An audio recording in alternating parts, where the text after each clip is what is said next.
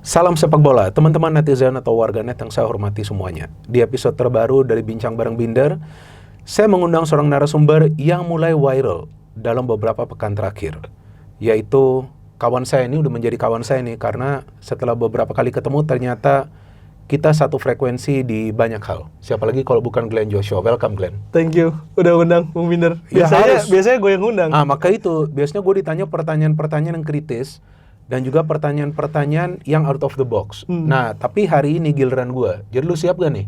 Gue deg-degan sih lumayan. Tapi jujur, saya sudah berkawan dengan Glenn walaupun hanya beberapa kali ketemu, karena apa yang dia analisa atau juga kita ngobrol offline itu obrolan yang memang sehat kalau menurut gue, bukan obrolan yang toksik. Kalau obrolan yang toksik gak mungkin lah, ya kan, gue akan undang lu ke sini, gak mungkin.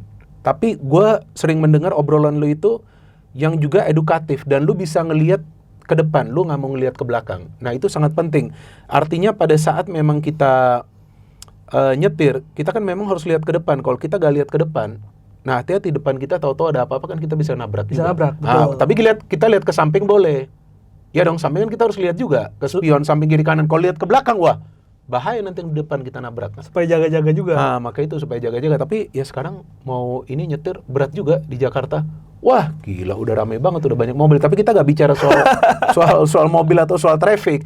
Kita akan bicara soal Glenn Joshua dulu. Siapa ini Glenn Joshua ini? Yang sekarang sudah punya channel YouTube-nya sendiri, namanya juga Glenn Joshua ya. Iya, baru ngerintis lah. Ya gak apa-apa. Dan gue pikir jika lebih banyak orang seperti lu yang membuat channel dan juga bisa memberikan analisa-analisa yang logis dan juga yang positif, ya gue pikir akan sangat baik juga bagi perkembangan sepak bola, karena netizen kita perlu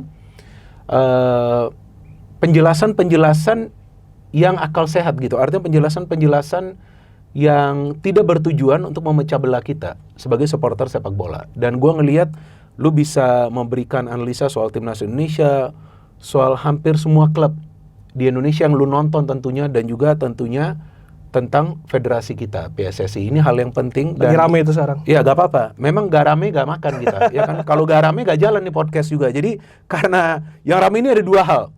Yang pertama tentu timnas, ya kan? Yang kedua ini Persib. Jadi gak timnas gak makan, gak Persib gak makan. Walaupun lu gak pakai jersey Persib. Oh, bukan dong. Ya, lu pakai Komo. Ini Komo. Ya kan? Nah, tapi gue harus menanyakan dulu tentang lu. Oke? Lu ini backgroundnya apa sih? Maksudnya lu bisa, sekarang kan host ya, Glenn ini host di Liputan 6 Sport. Yes. Sebelumnya kalau nggak salah lu reporter ya? Gue reporter. Nah oke, apa background lu apa? Jadi gue tuh reporter di Liputan 6, SCTV. Dari 2022. Sebelumnya juga reporter di salah satu TV lah. Cuman waktu itu memang lebih ke reporter yang politik, ekonomi, sosial gitu-gitu. Terus ada di satu momen setelah Pilpres, kalau nggak salah, gue tuh ditarik untuk bantu tim sosial medianya YouTube-nya Liputan 6. Saat itu lagi kualifikasi untuk U23 ya, untuk Olimpiade. Gue disuruh bikin Zoom wawancara. Kayak Bung Binder juga pernah kan? Aku undang. Kayak Bung Binder tuh salah satu bintang tamu yang pertama kali jadi narasumbernya Liputan 6 Sport. Oh pernah ya? Lupa gue. Pernah. Pernah. Jadi awalnya tuh dari Zoom. Taunya rame, akhirnya disuruh buat podcast week by week.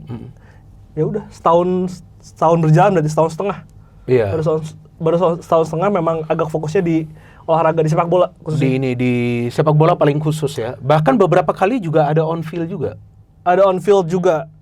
On field tuh waktu timnas ketika main, kebetulan kan Liputan 6 grupnya MTEK. Iya. MTEK ngambil hak siar, jadi kita dapat privilege lah yang kita manfaatin untuk sebetulnya tujuannya tuh untuk ngasih sensasi kepada penonton yang mungkin karena kan negara kita tuh luas ya. Timnas tuh bukan buat orang Jakarta aja, tapi buat seluruh daerah. Mungkin yang jauh tuh bisa dengan tayangan itu bisa ngerasain gimana sih sebelum pertandingan itu. Gitu sih. Yang gue ingin menanyakan, lu asal mana? Maksudnya Jakarta asli atau dari daerah?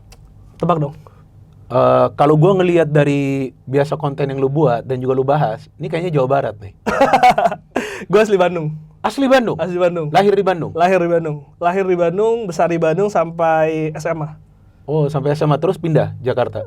Pindah ke Malaysia dulu kuliah. Oh, oke. Setelah itu baru kembali langsung kerja di Jakarta. Oh, langsung kerja di Jakarta. Oke. Sebagai orang yang lahir di Bandung, besar di Bandung, nah udah pasti dong ikutin Persib.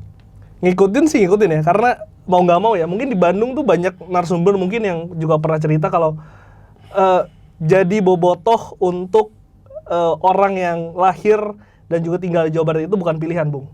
Oke. Itu udah jadi apa ya? Udah jadi kultur lah. Oke. Udah jadi bukan pilihan lah itu. Dan memang lingkungan saya dari kecil ya Persib, karena di Jawa Barat cuma ada satu tim yang besar yang konsisten, hanya Persib Bandung. Iya, betul. Itu fakta. Dan sejak kapan lu ikutin Persib? Persib itu sejak 2007 ya, 2006-2007. Udah lama ya? Udah lumayan lama. Aku ingat tuh setiap kali pulang sekolah, dulu masih ada Antv. Iya, betul. Itu suaranya suara Bung Minder. Sekarang gue kehormatan bisa samping Bung Minder setelah berapa tahun ya? Berarti 20 tahun. Udah lama gue, iya. Kalau sebelumnya juga gue udah siaran, tapi Liga Indonesia gue siaran memang pertama kali itu yang Liga ya, yang full one season itu memang di Antv. Antv memberikan gue kesempatan pada saat itu, walaupun gue udah sering nonton Liga Indonesia itu dari tahun 94 pada saat unifikasi itu. Sebelumnya pada saat perserikatan, kalau ada putaran final itu, gue biasa dengernya dari radio, kalau nggak salah RRI itu. Pada saat itu Pandangan Mata itu seru juga tuh kita dengerin tuh. Iya, seru juga. Nah, terus pada saat unifikasi, gue jadi pengen lihat juga tim-tim yang sebelumnya bermain di Galatama kan. Gue lupa first match-nya Pelita Jaya lawan siapa itu hari ya? Lawan Bandung Raya kalau nggak salah, lupa gue. Pada saat itu ada Dejan Glucevic masih di Pelita. Nah, gue nonton itu di TV, bukan ke Senayan. Nah, sejak itu gue udah sering nonton karena dulu gue dan teman-teman gue biasanya kalau weekend Sabtu dan Minggu kita tuh mulai siang sampai dini harinya Minggu itu nonton bola mulai dari Liga Indonesia. Kenapa Liga Indonesia, Bung Minder? Gue suka aja karena animo penontonnya itu dahsyat sih menurut gue. Setuju sih. Iya, gila banget sih. Kita supporter bola di kita tuh memang agak klien sih. Betul. Emang apa yang ngasih gairah gitu, ada ngasih gairah. Ada soul di situ. Iya, gue sering lihat wah luar biasa banget ini ya ternyata sepak bola kita. Dan setelah itu ya gue siarnya memang awal kan kok ini jadi gue yang jawab ya? Ini kan gue harus nanya lo. Kita sharing, mungkin penonton juga belum tahu. Oke, abis itu gue pertama kali siaran kan di Trans dulu. Oh, di La Liga, iya. Gue lupa 2000 atau 2001 ya. Nah abis itu ya gue dikasih kesempatan di Antv, sebelumnya kan di SCTV gue Sentro Campo dan World Cup. Dan ternyata gak gampang. Play by play Liga Indonesia itu susah banget karena kita harus mengikuti ritme kan. Dan harus semangat. Kita tuh harus semangat karena timnya mainnya juga wah bola tiba-tiba udah kesana dalam 2 detik. Udah kesana sini sana sini ya kan. Jadi seru. Perlahan-lahan gue belajar ya, walaupun sampai sekarang pun gue masih belajar. Kadang-kadang sering salah ya. Cuman gue ngelihat yang paling berat ini menjelaskan soal keputusan wasit. Tapi udahlah jangan kita bahas lah karena baru kemarin ada rame lagi ya kan. Semalam rame. Nah itu capek, itu udah dari dulu. Itu semalam rame. Udah dari dulu, dari yang gue siaran tuh sampai hari ini tuh masih sering ada begitu. Tapi sekarang kan kebantu dengan VAR. Iya, itu pun masih ada. Masih ada miss ya. Nah iya udah capek, jadi tolong jangan nanya gue karena ada banyak komen. Ya kan, kenapa nih gak dikasih ini, kenapa gak dikasih ini? Ya jangan nanya gue udah capek edukasi soal wasit, ya kan? Kalau jadi ketua komite wasit baru. Nah itu beda lagi, coba tanyakan ke mereka lah, ya kan? Yes. Oke, di mana kita? Oh soal Persib. Oke, lu ikutin dari tahun 2006-2007. Kan pada saat itu Persib lagi vakum nih juara nih, kalau nggak salah pertama kan juara 94-95 itu. Iya, 10 tahun ya. Tapi itu pertama kali mengenal Persib lah. Maksudnya pertama kali nonton. Karena waktu itu kan masih umur 10 juga kan. Sebetulnya awal nonton sepak bola sebenarnya Arsenal. Oh, Arsenal. Arsenal dulu. Final UCL lah lawan Barca itu. Oh iya, betul. Itu salah satu menyakitkan itu.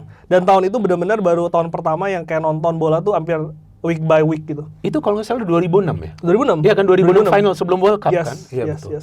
Itu juga akhirnya ngulik, tadi aku bilang lingkungan sekolahku juga, teman-temanku banyak bobotoh dan lain-lain. Akhirnya ya ke bawah, kan waktu itu kan zamannya Beckham Mengga, Barkowi, Eka Ramdhani, Tema Musadat, dan mainnya masih di Siliwangi. Jadi masih di tengah kota lah gitu. Itu vibes-nya gila tuh. Yes, vibes-nya gila itu. Tapi yang paling berkesan ya di tahun itu, di ESL itu, menurutku zaman Jaya Hartono sih.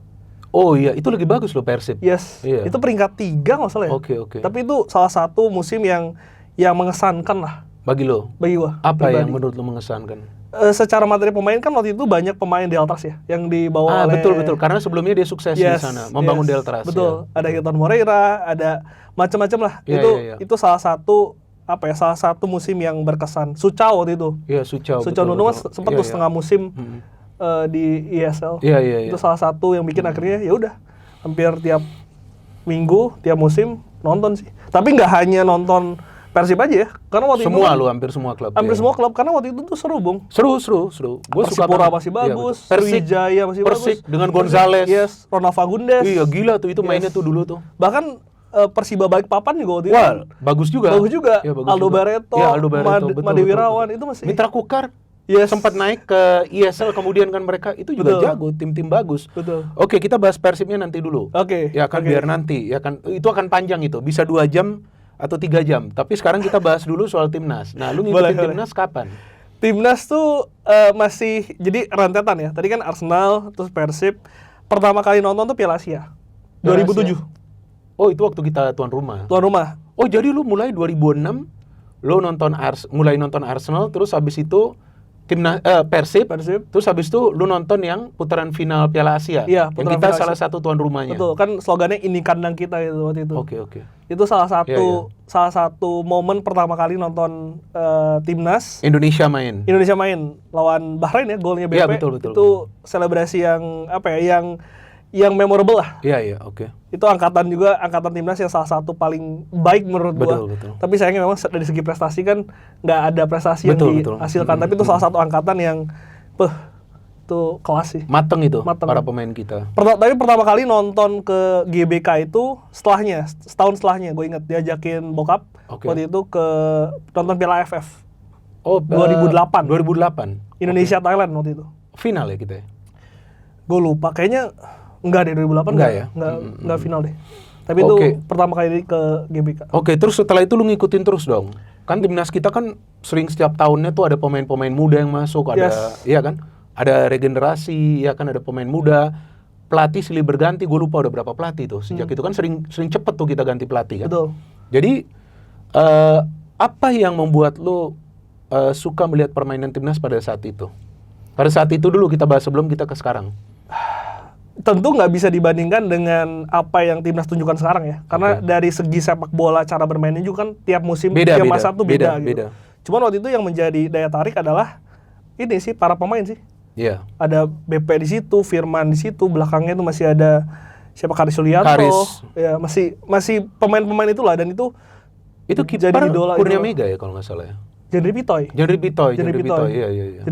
Dan itu kan nggak berlangsung jauh dengan 2010. Iya. Di mana waktu euforianya itu kan benar-benar gila banget itu. Sampai ya kita tahu lah, kalah di final AFF yang harusnya semua memprediksi kita juara. Jadi memang saya tumbuh di masa timnas itu gitu. Iya, itu gila banget loh. Padahal kita sudah membantai Malaysia di fase grup itu. 5-1 ya kan? 1. Gue juga kaget pada saat itu. Gue nonton di luar, gak nonton di rumah. Gue kaget kok Indonesia mainnya sebagus ini. Artinya kita layak ke final, tapi susah banget ya untuk juara di AFF. Udah berapa? 6 kali kalau nggak salah kita runner up. 6 kali. Sama dengan kayak SEA Games kan. Berkali-kali. Kita 91 terakhir sebelumnya. Terus baru 2023. Yes, 2011 2013 kan kita di final juga. Final, iya. Final juga 2 kali. Ada salah satunya kita tuan rumah kan? Iya, 2011 kita tuan rumah. Coach RD dan Aji Santoso ya kalau nggak salah. Iya, betul. Betul. Nah, terus sekarang dengan perkembangan timnas yang sampai kita hampir masuk ke World Cup, lu pernah menyangka gak sih timnas kita tuh bisa sampai tinggal 180 menit lagi untuk lolos World Cup? Pernah begini. Mungkin gue, lo, dan banyak yang tidak pernah membayangkan bisa sampai tinggal 180 menit lagi. Tapi lu pernah mungkin mempunyai imajinasi gak sih? Wah, mungkin timnas kita suatu saat akan bisa nih hampir lolos ke World Cup atau lolos ke World Cup. Pernah gak lu membayangkan seperti itu? Jujur enggak ya. Karena selama ini, dulu ingat gak pernah ada isu kita bidding untuk tuan rumah Piala Dunia? Lupa gue tahun berapa ya? Itu udah lama untuk tahun 2030 kalau nggak salah. Ya, sempet tuh. Jadi mungkin waktu itu mikirnya, wah kita bisa nih lolos, tapi lolos dengan cara kita sebagai tuan rumah. Tapi nggak pernah membayangkan lolos dengan jeripayah sampai kemarin round keempat gitu. Dan gue sebagai fans sepak bola, gue nggak tahu, mungkin teman-teman berbeda ya. Cuman gue tuh tipe yang gue menikmati sepak bola sebagai hiburan. Soal prestasi tentu gue pengen tim gue berprestasi. Cuman gue juga menghargai sebuah proses. Dan timnas kita dari segala macam masalah yang mungkin dimiliki, itu kita masih butuh proses untuk bisa layak lolos ke putaran final Piala Dunia sih, Bung. Maksudnya dengan dinamika yang terjadi perkembangan timnas sampai hampir lolos ke World Cup, ya, apa menurut lu faktor yang bisa membuat timnas kita tiba-tiba nih, ya kan, mencuat sebagai salah satu tim yang diperhitungkan lah pada saat itu, karena kan kita bahkan bisa mengalahkan Arab Saudi, ya kan, kita lawan Bahrain pun nggak kalah, sesuatu yang sebelumnya kita sulit lakukan, karena lawan tim-tim asal Timur Tengah tuh paling susah lah Indonesia menang kan. Apa menurut lu faktor yang bisa membuat Indonesia berubah seperti itu? Pemain diaspora. Pemain diaspora ya? Honestly, pemain diaspora. Ya, gue juga pernah mengatakan beberapa kali, ada rekam jejak digitalnya, bahwa memang kalau gak ada pemain-pemain diaspora, gue gak yakin. Bukan artinya gak bisa, atau tidak mungkin, tapi gue gak yakin kita bisa sampai ke round 4. Ya kan? Siapa saja menurut lu pemain-pemain diaspora yang bisa mengubah permainan timnas? Memang ada banyak. Yes. Tapi kan ada juga key players, namanya key players di timnas kita. Yang pemain-pemain yang sekarang bermain di Eropa yang merupakan key players, siapa menurut lo? Yang pasti satu, Tom Hai. Bukan karena dia pemain Persib ya. Cuman terbukti lah ada beberapa pertandingan ketika dia nggak main. Itu terlihat lini tengah kita agak goyang tuh. Walaupun memang banyak yang mengkritisi pemain ini secara fisik, secara nafas ini nggak panjang, tapi influence-nya itu benar-benar vital banget deh. Seorang Tom Hai itu. Yang kedua, Jitses di belakang. Ini El Capitano, jiwa kepemimpinannya ini benar-benar dibutuhkan. Bahkan Rizky Ridho juga akhirnya terbawa gitu. Terbawa permainan seorang Jitses yang bisa ngelit tim, ngelit rekan setimnya, itu juga penting. Dan yang terakhir tentu Ole Romani sih. Iya, Ole itu penting banget. Ole itu penting. Kalau nggak ada Ole itu di round ketiga, belum tentu kita lolos putaran 4. Iya, betul. Karena kita selama ini kan kesulitan ya mendapatkan striker yang klinis lah gitu. Mungkin terakhir kita punya seorang BP, seorang Boas Salosa, mungkin Gonzales. Iya, betul. Tapi setelah itu kan mungkin juga karena sekarang kan, dulu ingat nggak zaman ISL kan di Liga itu selalu ada 2 striker tuh. Dulu. Terus mereka rubah kan? Jadi sekarang kan selalu striker tunggal kan, dan betul. Ini selalu asing. Kalau dulu tuh selalu sepasang tuh. Betul. Hampir setiap tim. Betul. Jadi dulu kan BP dengan Aliudin, betul. Iya kan? BP Aliudin. Persib kalau nggak salah Zainal Arif sama siapa tuh pernah duet tuh? Mereka di depan. Sama Barkoi. Enggak, Barkoi di belakang kalau nggak salah, lupa gue. Zainal Arif sama siapa ya? Perbagus juga itu dulu Persib. Sama Hilton ya, bukan ya? Ton masih masuk di musim kalau nggak salah waktu sama Zainal Arif dia berduet kalau nggak salah kan. Betul. Jadi ya itu ada striker yang bermain rutin di klub. Ya, di klub, dan memang mereka striker murni kan. Yes. Lu mengatakan pemain diaspora yang seperti yang gua katakan, bahwa dengan hadirnya mereka ini mengubah permainan dari timnas kita secara teknik permainan.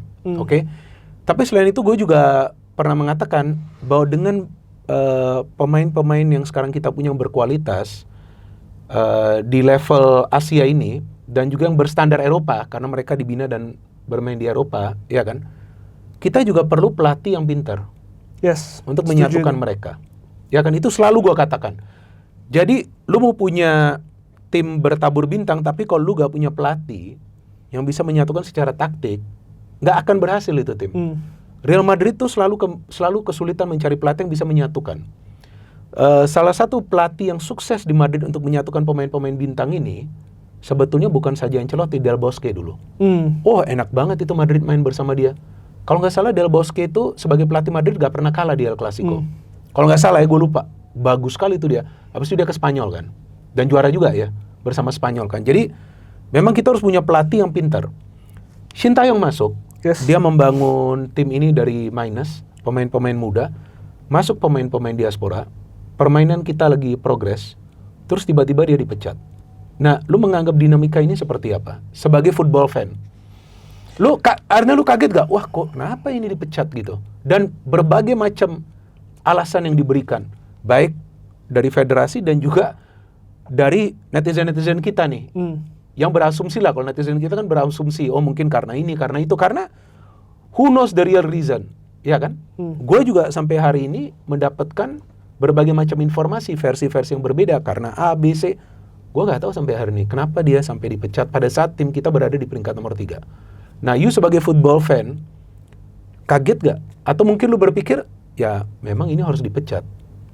Ini rasanya jadi narasumber ditanya pertanyaan sulit. Enggak, ini bukan pertanyaan sulit. As a football fan lu boleh menjawab. Ini jujur ya? Iya. Ini jujur. Mungkin karena gue tuh nonton timnas itu dari tadi yang gue ceritain, 2007 kan. Iya, iya. Gue tuh melihat grafiknya memang naik ketika Sintayong itu masuk. Suka nggak suka. Iya. Secara prestasi kita nyaris lolos Olimpiade waktu itu. Iya, hampir. U23 kan? U23. Terus caranya ini kan potong generasi. Iya. Itu dua. Terus ketiga cara kita bermain.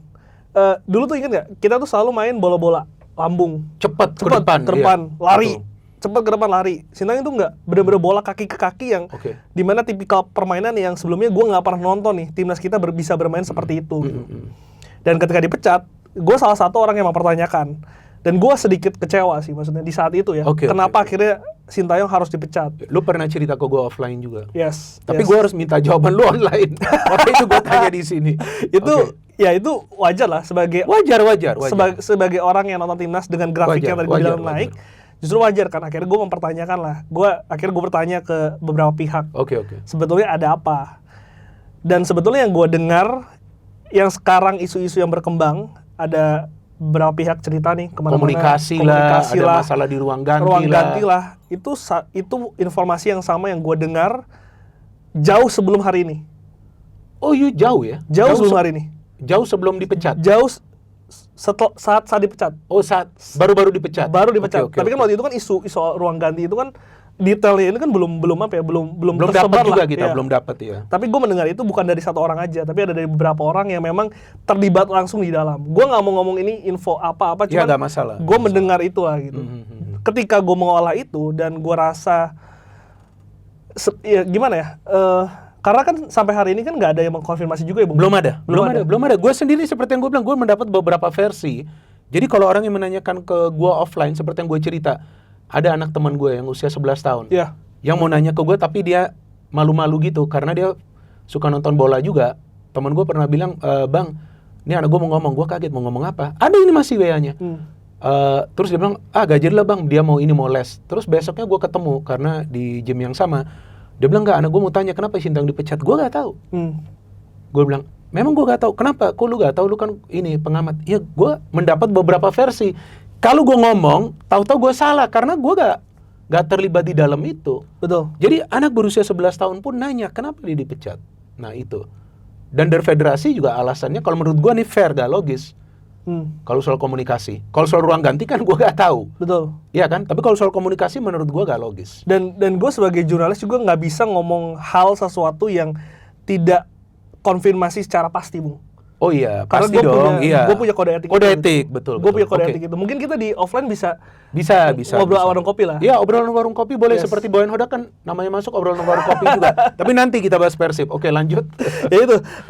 Pada akhirnya gue mencoba untuk mengkolek informasi-informasi itu, gue olah, gue pada kesimpulan, ya mungkin ini pilihan yang harus diambil oleh federasi waktu itu. Oke. Dan akhirnya diambil karena memang itu pada akhirnya, waktu itu kita ngobrol juga kan, pada akhirnya itu keputusannya ada di federasi. Iya, betul. Mereka yang memiliki hak untuk meng-hire dan juga memecat orang. Dan itu hal yang wajar jika federasi melakukan itu, karena Federasi Sepak Bola Australia melakukan itu. Betul. Dan Federasi Sepak Bola Arab Saudi melakukan itu. Betul. Federasi Sepak Bola Irak melakukan itu. Cuma bedanya mereka melakukan itu karena timnya lagi down. Nah ini pada saat timnya lagi progresif, iya kan? Kemudian diberhentikan Sintayong. Artinya kalau kita berpikir secara logis, ya seharusnya nggak terkait secara teknis dong. Artinya bukan soal karena di dalam lapangan.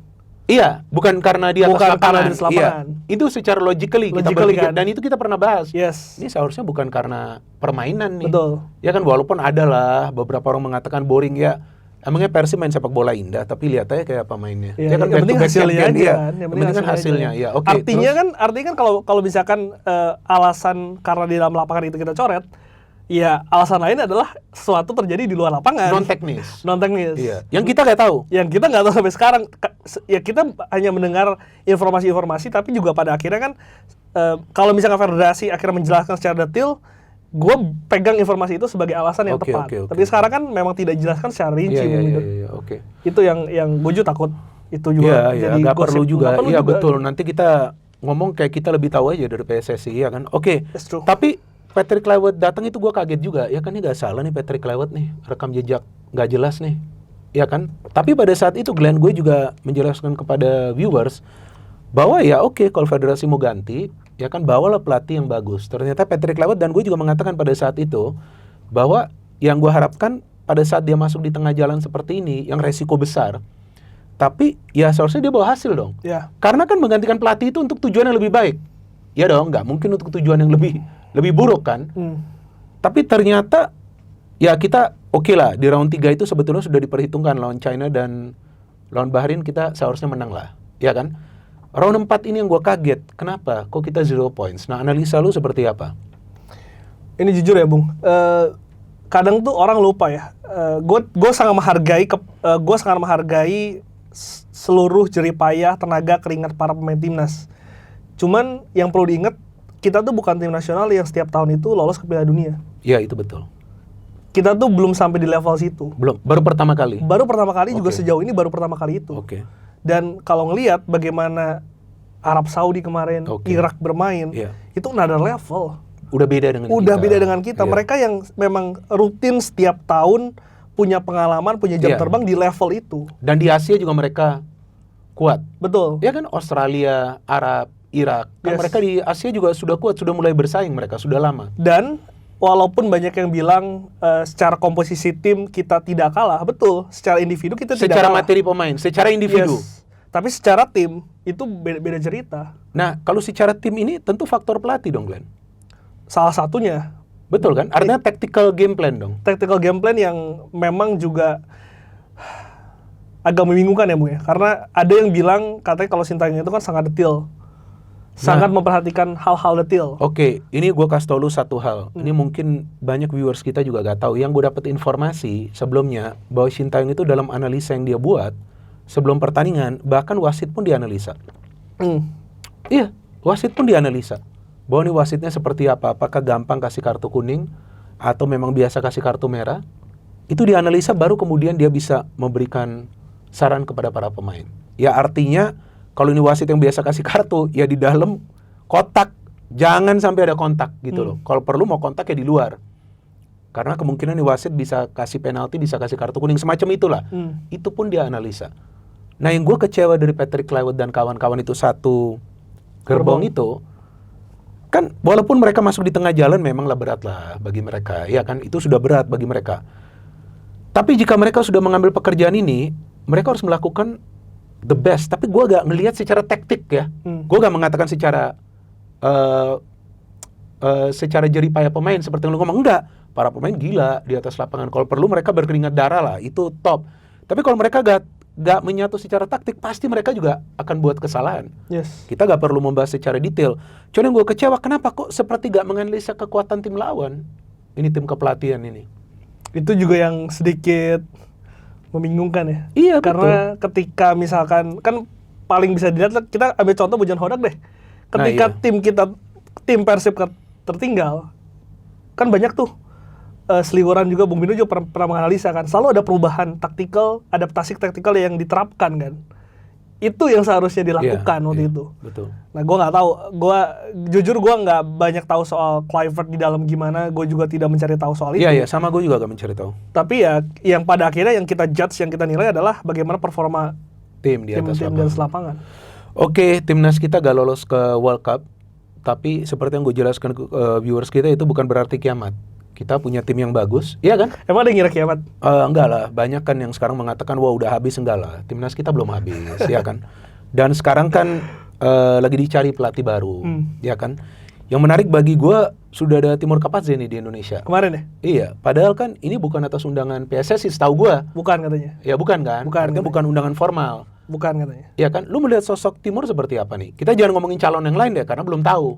Ya kan, tapi Timur ini kan sudah kesini, dan katanya, ini gue gak tahu nih benar atau nggak, katanya benar dia salah satu calon juga. Gak ngerti juga gue apa yang lagi terjadi.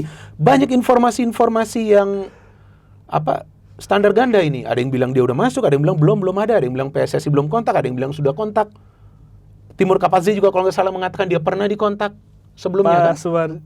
Iya, oke lah, itu kita diamin aja lah. Ya kan, itu urusan antara Timur dengan PSSI. Tapi lu lihat sosok Timur Kapadze ini seperti apa? Kita tadi kan ngobrol ya, sangat sulit kan sebuah tim ini lolos ke Piala Dunia. Ya, ke World Cup. Dengan dia meloloskan Uzbekistan itu kan sebuah udah sesuatu itu nggak perlu dijelaskan apa-apa. Okay. Dengan ya walaupun ya memang ada faktor lain mungkin dari kualitas pemain, dari bagaimana kita tahu juga Uzbekistan kan sangat serius dalam melakukan regenerasi pemainnya. Itu kan? betul. Pembinaan itu pemainnya itu mendukung pada akhirnya pelatih ini berprestasi. Gitu. Yes. Ya itu sih menurutku salah satu pelatih yang jujur cocok untuk Indonesia. Karena dia dari Asia juga, dia tahu lah gimana sepak bola Asia. Dan pernah bermain juga. Ya? Di level Asia dia bermain kan bagi Uzbekistan. Aktif, pemain bagus. Tapi walaupun secara klubnya tuh bukan di klub enggak, ya? Di timnas. Dan memang dia pemain bagus waktu main. Dan kalau gue lihat kan secara apa ya, kita lihat netizen lah. Responnya kan juga kayaknya positif. Dan menurut gue federasi juga di saat seperti ini butuh juga sih mendengar setidaknya masukan. Iya. Pada akhirnya itu tidak dijadikan acuan ya nggak apa-apa, tapi dijadikan pertimbangan lah untuk gimana memilih seorang pelatih sih, Bung.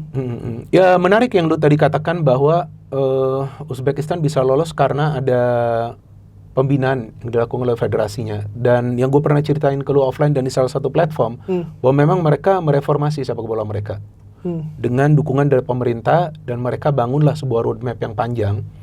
Ya gue nggak mau diskusi dulu soal roadmap PSSI karena nggak ngerti tuh. Itu benar gak sih mereka buat, gue nggak tahu lah, ya kan. Tapi ya kalau 3 halaman menurut gue itu bukan roadmap tapi semacam proposal. Daftar isi itu. Ya semacam proposal dulu, karena gue kan sempat mau datengin tim dulu. Tapi sulit banget kan. Nah gue buat proposal seperti itu, 3 halaman, ada integrity, ada visi, ada misi gitu. Jadi ya gue nggak tahu nih roadmap beneran atau nggak dari PSSI, siapa yang buat gue nggak tahu. Jadi gue nggak mau diskusi itu dulu. Dan menurut gue roadmap itu bukan 3 halaman. India yang sepak bolanya saja susah payah, gak bisa berkembang, itu 94 halaman roadmap. Itu pun gak berjalan secara mulus. Tapi U17, U23 mereka sudah bagus. Sudah kelihatan lah, sudah ada pemain-pemain yang muda. Jadi gue rasa kalau PSSI mau membangun sepak bola Indonesia, bukan hanya timnas, roadmapnya harus clear. Dan dukungan pemerintah itu harus ada untuk membangun ekosistem pengembangan sepak bola untuk masa depan. Jadi dilihat minimal 10 tahun ke depan. Gak apa-apa kalau mungkin nanti setelah 5 tahun ada progres yang baik, nah mungkin targetnya bisa diperpendek. Mungkin setelah 7 tahun kita lolos kemana gitu. Kalau itu gak dilakukan, menurut gue sulit kita. Dan ada satu hal poin yang juga penting, Bung. Gimana tadi Bung Bina katakan roadmap ini harus dilakukan 10 tahun ke depan. Artinya ketika terjadi pergantian ketua umum, roadmap yang sama ini yang harusnya menjadi kesepakatan awal ini harusnya dilanjutkan. Karena percuma, sebagus apapun roadmap itu dibuat, ketika pergantian ketua umum itu dilakukan dan diganti roadmapnya, ngulang lagi dari nol. Jadi ya untuk apa gitu sekarang lu punya roadmap yang bagus? Itu penting sih menurut gue. Betul. Nah, itu penting. Ini masuk ke pertanyaan gue selanjutnya tentang pergantian ketua umum. Ini kan lagi rame kan? Karena ini ketua umum pernah duduk sini ya? Oh pernah. Enggak, dan gue ngobrol lama dengan Erick Thohir offline. Ya kalau yang gue mendengarkan apa yang dijelaskan sih masuk akal. Gak ada yang gue merasakan, ini gak benar apa, gak ada. Offline gue bicara, online gue bicara, oke. Tapi seperti yang gue selalu katakan bahwa itu memecat Sintayong itu, menurut gue itu yang gak logis. Itu blundernya sih, menurut gue. Ya kan, jadi ada sekarang hiruk-pikuknya nih sekarang. Ya kan, sangat disayangkan. Alangkah baiknya dilanjutkan, tapi ya udah, itu kan sudah terjadi. Yes. Jadi kita lihat ke depan. Nah, yang viral, soal konten Liputan 6 Sport, yang lu dengan Erick Thohir, ini lagi di rame banget nih, sampai kemarin pun. Ya kan gue melihat masih ada di sosial media yang soal Erick Thohir menanyakan, kalau Glenn minta saya mundur nih. Nah itu kapan sih kontennya? Tapi gue cari-cari, karena konten-konten yang Liputan Sport itu yang lu buat podcast itu kan panjang. Susah kan gue cari menit per menit, kok netizen bisa dapet itu. Nah itu kapan itu sebetulnya? Dan emangnya lu bener minta mundur? Enggak, jadi itu tuh kejadiannya tuh 8 Januari awal tahun. Setelah pemecatan. Ini tahun ini kan? Kalau misalkan kita flashback dikit kan, setelah pemecatan itu kan banyak tuh suara-suara kayak sekarang. ET out, oke. Cara mecat STY dan lain-lain lah. Iya. Sebagai waktu itu kan gue sebagai jurnalis menanyakan ke narasumber gue kan. Iya. Pak, ada nih suara gini-gini, ada suara nih yang meminta Anda untuk mundur. Atau pertanyaannya gue lupa deh, pokoknya intinya apakah Anda siap kalau misalkan ada desakan untuk mundur? Oh, oke. Nah, gue nggak tahu Pak Erik jawabnya demikian. Kalau dan itu berkali-kali, Bung. Jadi bukan sekali 2 kali, ada 2-3 kali dia. Oh, begitu. Dia ngomong itu gitu. Gue juga kaget dan gue bingung juga responnya seperti apa kan. Iya. Itu 8 Januari tuh, artinya berapa tuh? 9-10 bulan lalu ya? Iya, udah lama. Udah lama intinya. Tapi baru beberapa pekan terakhir yang dinaikin. Nah, terus jadi seolah-olah itu yang konten itu dibuat yang setelah kelewat itu dipecat. Bukan, itu bukan. Kalau gue ngiranya begitu, kapan ini? Gue bilang datang lagi ke Liputan 6 Sport. Pak RT itu sempat ke Liputan 6 Sport setelah Cliver dipecat sekali. Waktu itu sebelum kesini. Di pekan yang sama intinya. Lupa. Tapi nggak membicarakan. Setelah dipecat kelewat kayaknya belum. Udah deh itu. Udah. Oke. Tapi pada intinya ada satu hari sekitar bulan yang lalu, gue lagi liburan sama istri gue. Oke. Tiba-tiba Instagram gue rame, Bung. Rame juga? Rame banget. Ngetek-tekin. Terus wah, ini video lama nih. Jadi di video lama dipotong, di-upload lagi. Terus akhirnya gue iseng buka salah satu akun. Di komennya gue baca, ini nih yang harus kita dorong untuk mencat Erick Thohir. Oh. Gue kaget kan. Akhirnya gue bikin lah waktu itu. Ada sampai komen seperti itu. Ada. DM juga masuk. Pada akhirnya gue bikin konten di channel di channel YouTube gue ya. Judulnya Kenapa ET Harus Out. Karena gue pribadi gue tidak setuju dengan itu gitu. Gitu sih. Oke. Alasannya apa lu gak setuju? Gak masalah. Lu boleh jelaskan. Mungkin setiap orang punya pandangan masing-masing ya. Dan harus kita respect. Yes. Yang bilang ET out gak masalah. Yes. Itu hak mereka. Yang bilang stay itu juga gak masalah. Betul. Gak boleh yang bilang stay langsung kita nyerang. Gak boleh yang bilang out kita nyerang.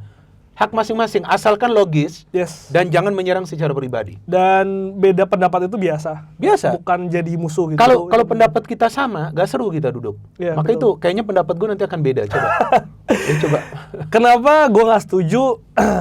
Karena mungkin ya. Balik lagi ketika gua nonton Timnas dari zaman 2007, walaupun belum selama Bung Minder lah, belum selama teman-teman lah, tapi udah cukup lama gue melihat ada progres di situ. Nggak hanya tim nasional aja, Bung. Tadi gue udah jelaskan, ketika tim nasional ini bisa ke ronde 4, menurut gue itu udah sebuah prestasi. Betul. Selama ini kita ronde 1, ronde 2 aja belum tentu bisa. Betul. Dengan segala respect kepada seluruh pemain yang sudah membela tim nasional. Dan juga pelatih-pelatih sebelumnya. Betul. Tapi pada faktanya kita sulit untuk bersaing di level itu. Jangankan Piala Asia, Piala AFF pun kita masih susah gitu. Iya, betul. Itu satu, tapi sepak bola Indonesia itu kan nggak hanya soal timnas ya. Ada hal-hal yang lain yang mungkin kita lupa. Kompetisi. Tadi dibuka dengan Bung Binder katakan wasit, gue udah malas bahas wasit. Itu kan artinya sudah menunjukkan Bung Binder yang sudah berpuluh-puluh tahun siaran, week by week melihat gimana kinerja wasit. Dan sekarang ada VAR. Masih begitu, tapi walaupun nggak banyak. Perbaikan, Bung. Ya, walaupun nggak banyak. Betul. Udah berkurang jauh. Udah berkurang karena kemarin kebetulan gue baru wawancara salah satu pemain, Andik tuh bilang, gue tuh nanya, gimana sih perbedaan main di ISL dulu ketika Persebaya sama sekarang ketika dia kembali setelah dari Selangor. Andik bilang salah satu yang diapresiasi adalah VAR.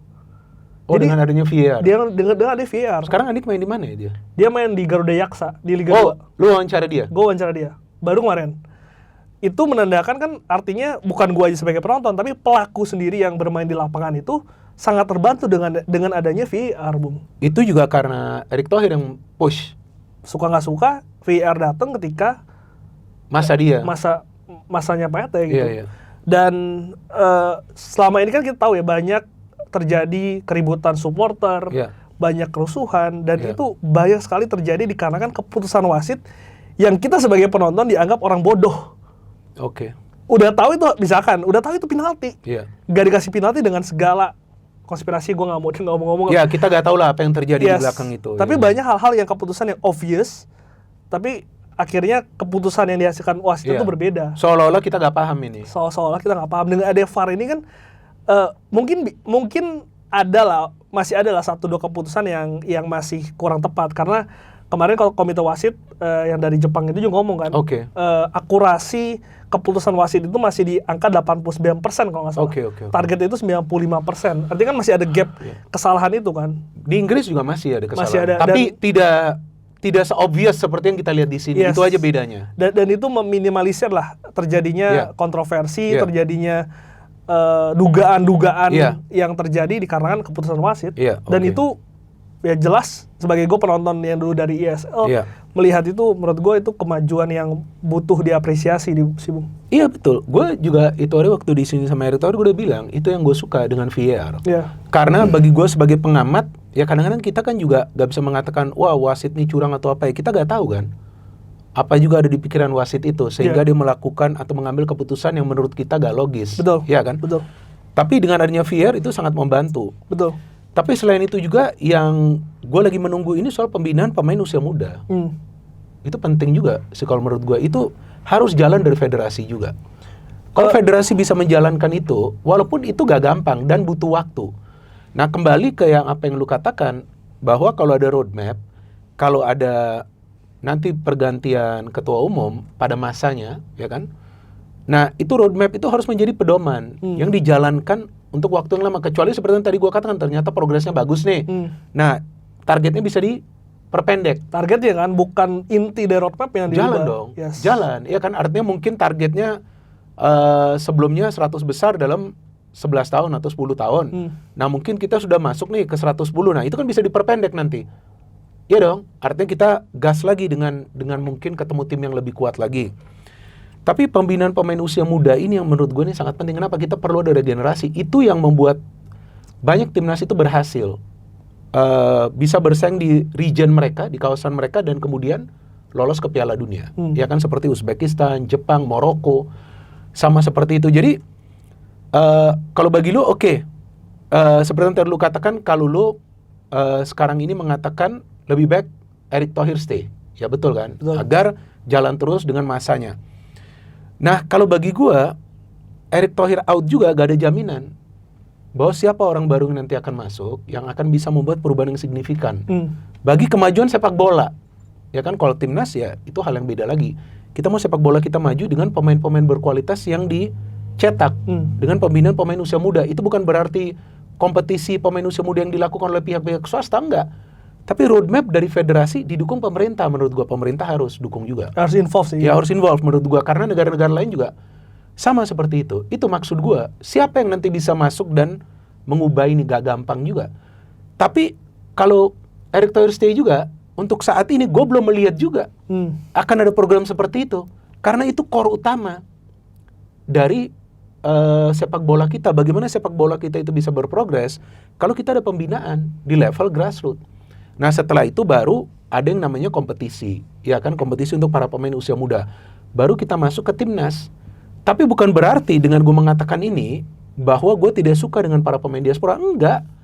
That is important, itu penting. Sekarang lu tahu negara seperti India, Pakistan, mereka saja sekarang lagi mencari heritage player mereka. Perancis tuh udah paling jelas. Kenapa? Ini gue tahu benar. Karena mereka ngelihat Indonesia bisa begini. Oh ya? Oh iyalah, pasti. Ini kan Indonesia. Kita udah masuk round 4 itu, apa negara lain gak kaget? Malaysia buat apa?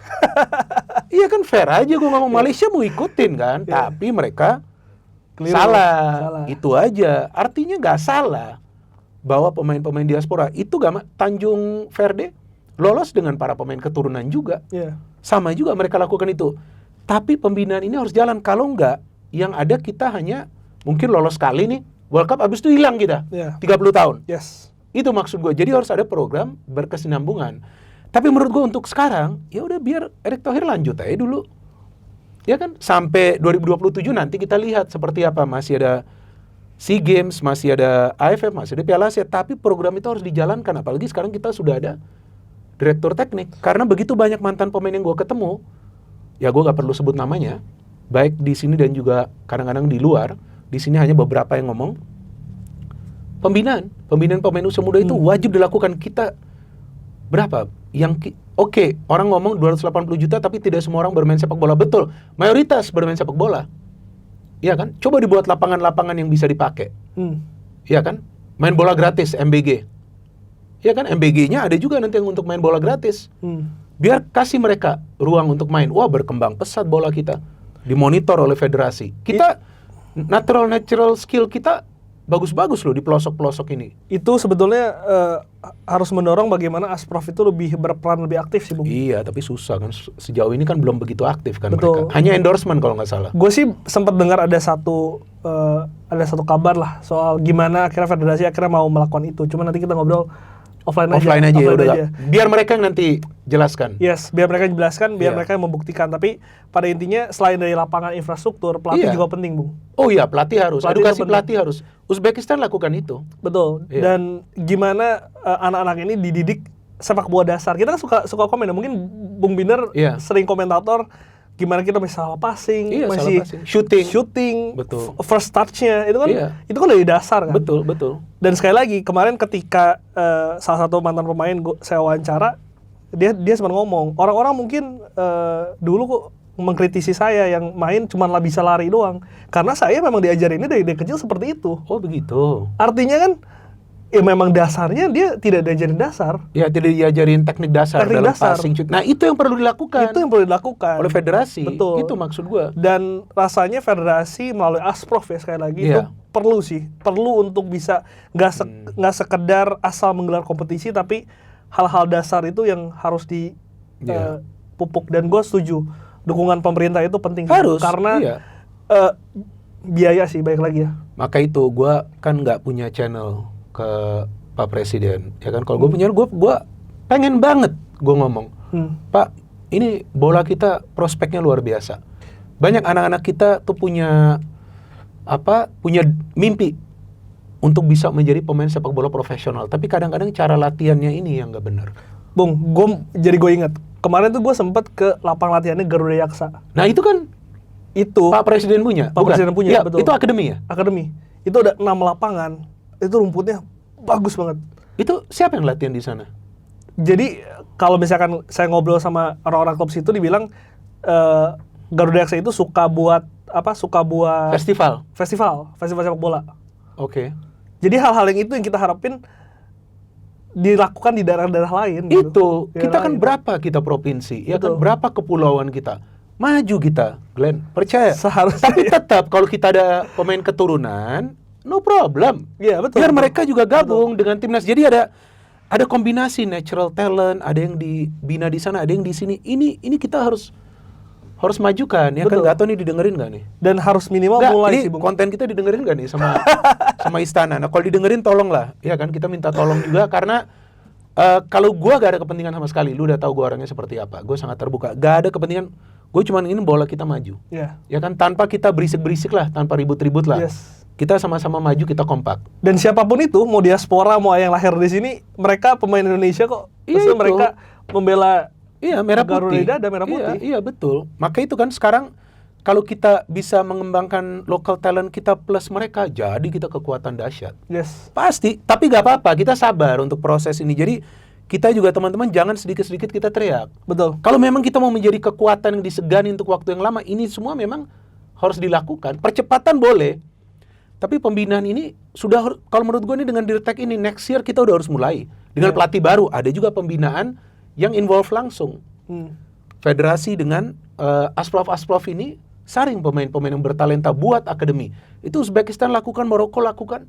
Dan lu tahu Uzbekistan itu sebenarnya gak banyak yang suka bola. Tapi salah satu poin dari roadmap mereka adalah untuk meningkatkan ketertarikan anak-anak untuk bermain sepak bola agar bisa menjadi atlet sepak bola profesional. Betul. Dan mereka mengincar 5% dari populasi mereka yang pada saat itu kalau dihitung 1,6 juta. Mereka ingin terlibat bermain sepak bola untuk menjadi atlet. Lu bayangin 1,6 juta target mereka. Populasi mereka gue gak tahu berapa tapi gak sebesar kita. Ya kan? Dan mereka sekarang berhasil dengan generasi emas. Seharusnya itu kan 11 tahun. Tapi dalam waktu berapa tahun berhasil? 5 tahun. Iya, betul. Jalan dia dari 2019. Bung, kalau misalkan kita ambil contoh yang paling dekat ya, di luar sepak bola. Ini kan bisa 2 jam nih konten. Oke, habis masuk Persib. Oke, yuk. Basket, Bung. Basket itu kalau Bung Binder tahu, ada yang namanya DBL. Itu yang buat itu Mas Asrul, pemilik Persebaya. Oh, oke. Jadi dia buat dari sekolah lawan sekolah. Oke. Di seluruh Indonesia. Oke. Bibit-bibitnya yang akhirnya lahir di kompetisi itu bermain untuk tim nasional. Oh, itu dilakukan di cabur lain, Bung. Dan berhasil. Pemain-pemain yang dihasilkan. Pemain-pemain dihasilkan ini pemain-pemain yang akhirnya membela tim nasional. Pada akhirnya kan itu. muaranya ke tim nasional. Artinya memenuhi kriteria lah. Yes, itu sama dengan kayak di Jepang kan. Gue dengar Jepang juga melakukan gitu.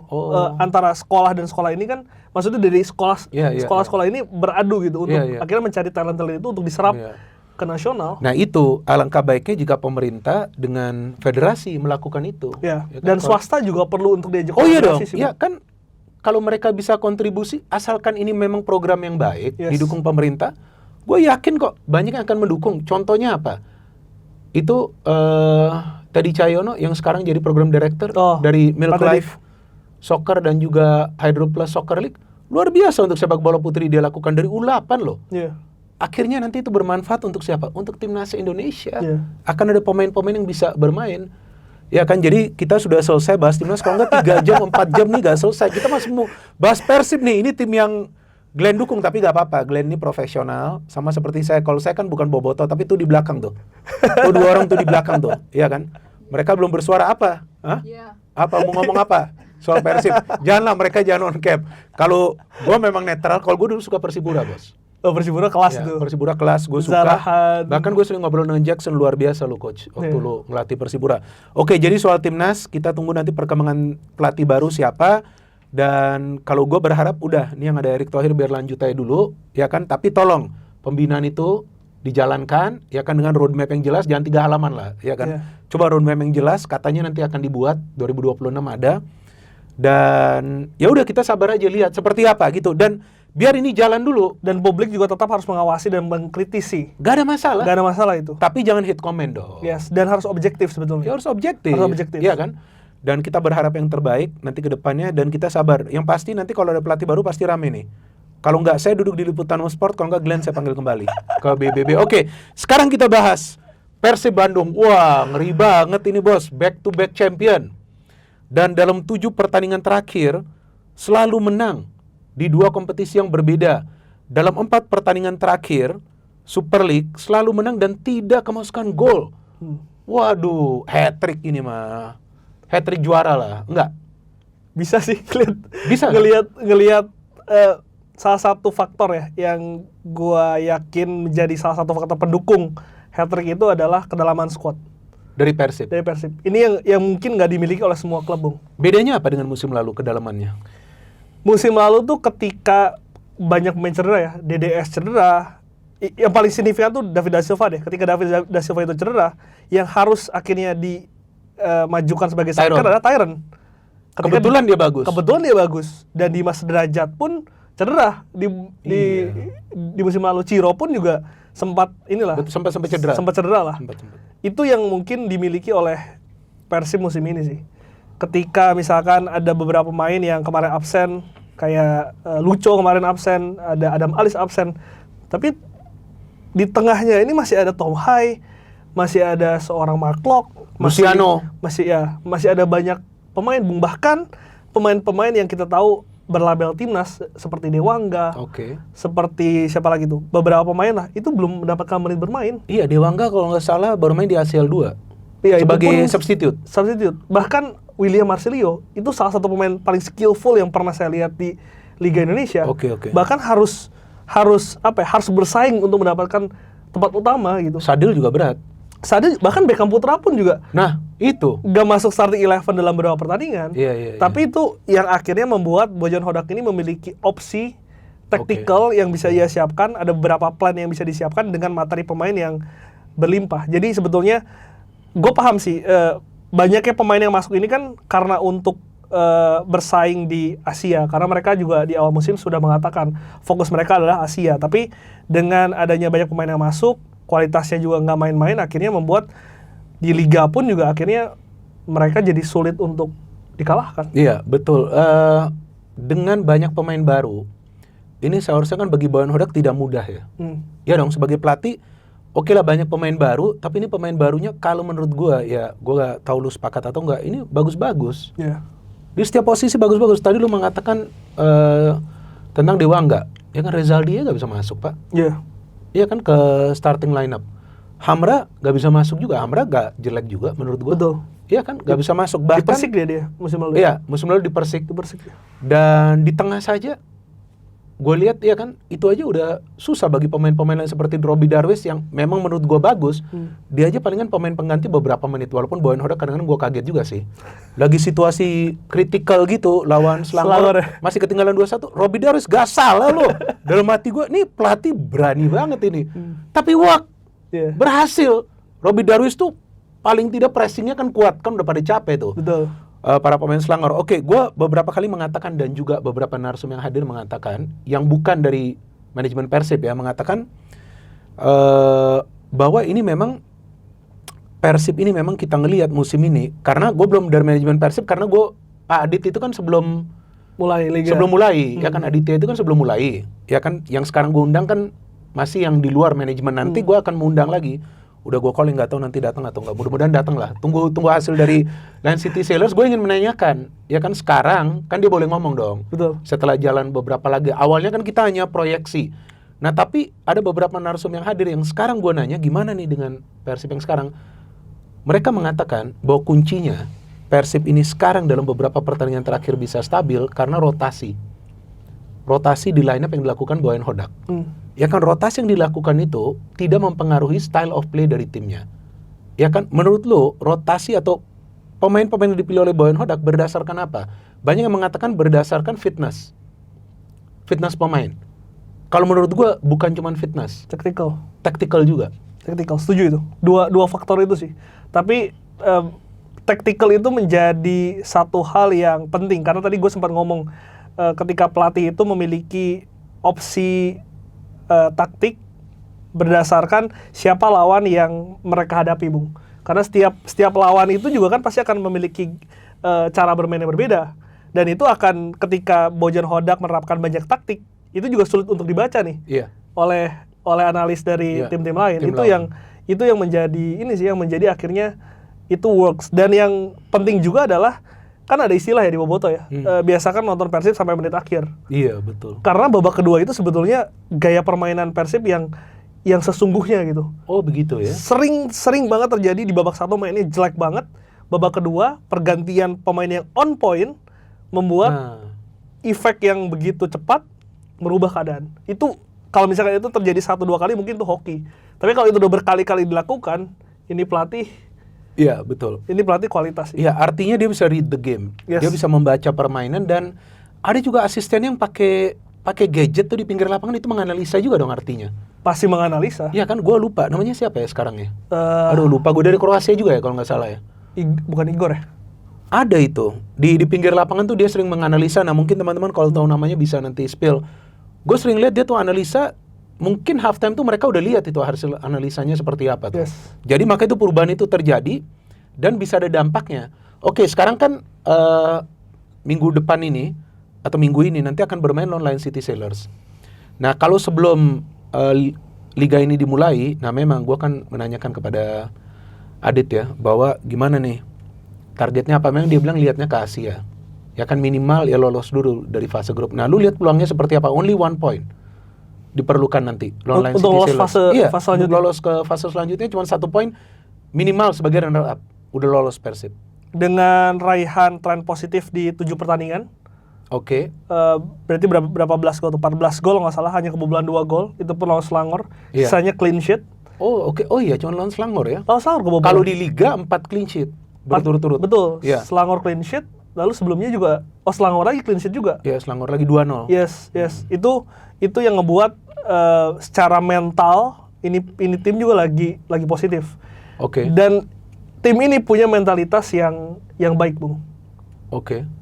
Punya mentalitas yang baik. Gua nggak tahu kenapa ya, apakah karena Bojan bisa merangkul itu ruang ganti di saat itu pemain bintang yang begitu banyak. Bahkan contohnya kemarin Sadil, ketika Sadil kan sempat tuh diganti karena ada yang kartu merah, dia bereaksi marah. Ya mungkin itu wajar lah sebagai pemain ingin menunjukkan yang terbaik gitu. Cuman kan setelah itu ya udah nggak ada masalah berkepanjangan. Sadil pun akhirnya bermain lagi gitu. Dan dia. Dan Dewa kemarin itu bagus mainnya ya. Betul.